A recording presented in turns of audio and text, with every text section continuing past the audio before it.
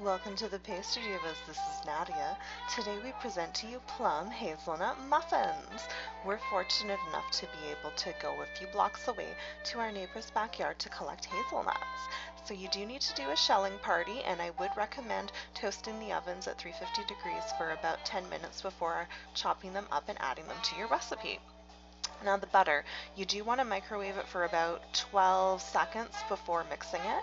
If you're doing this recipe by hand or with a handheld beater, that works fine too, but the warm butter will be your friend.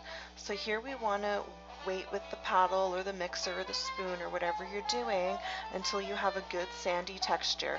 Do you see how the butter is just kind of going around the outside of the bowl?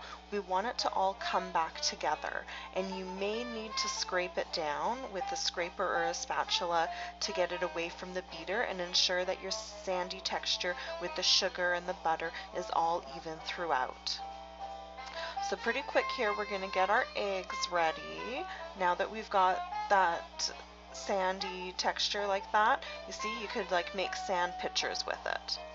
So here we are, we're going to add the eggs one at a time and let each egg fully incorporate. And if you're not sure about the shell, you can always crack the egg into a measuring cup and then add the eggs one at a time from a measuring cup, ensuring that you have no shells coming. So once the eggs are fully incorporated, you're going to get your orange zest and put that in. I like the small wrap, and with the orange zest you do want to just do one quick wrap on each segment of the orange and make sure that you don't get that white piece in there.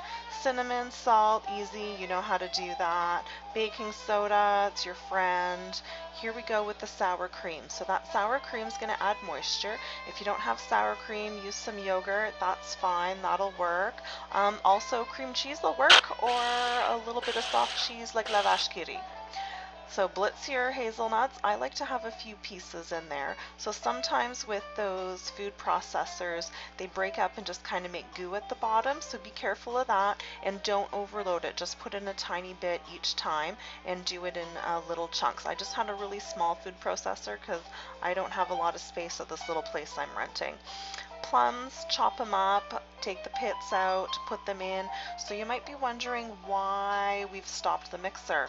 I actually only ever add flour to muffins by hand with the spatula. So when I do a big batch at the hotel, I actually get my arm right in there and mix the whole thing with my hand. Here, nice little spatula, just turn it, do not develop the gluten, you will end up with tough bread. Get your muffins into your tins. So this recipe made 12. It's easily cut down by half. I'll put the scaled version in the description so that you can do 6 if you want to.